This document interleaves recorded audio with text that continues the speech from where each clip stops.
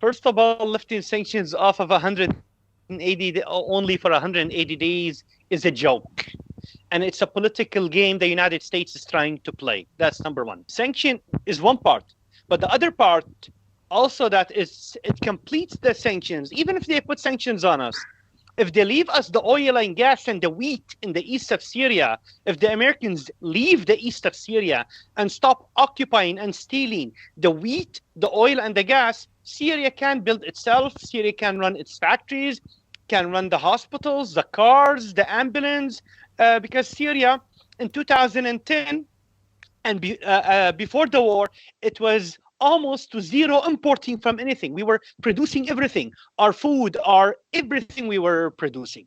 But because of the sanctions, because of the war, and because of the American military being illegally in the east of Syria and stealing the oil and stealing the gas and stealing the wheat, Syria's having to import the wheat for bread, having to import the oil and gas, also to turn for cooking gas and to turn on the electricity and for cars. And we live in Syria for about 10 minutes of electricity sometimes. 5 minutes of electricity in 24 hours.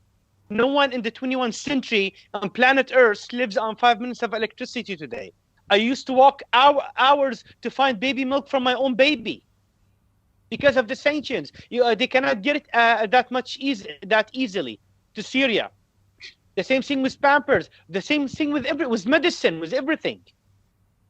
In Syria before the war, we were sorry. The electricity won't go off. Our 10 minutes are over. 1 second.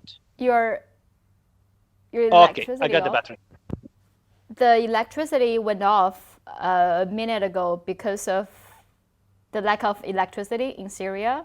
Because you have a limitation of using the electricity? The lack of electricity, yes, because there's no fuel to turn on the electric electric generators from the government. They don't have enough fuel. If we had our oil wells in the east of Syria, we used to have 24 hours of electricity before the war. We never lived through something like this. We're in the 21st century. And we still, there's people today in Syria using candles because they cannot afford anything else. There's Syrian students studying on candles because the American the White House in Washington, D.C. and the foreign policy, they cannot stand anyone to tell them no, and they want the whole world to be on their side. And they don't like the people, the government in Damascus. So let's suffer 25 to 30 million people just because of our difference of policy.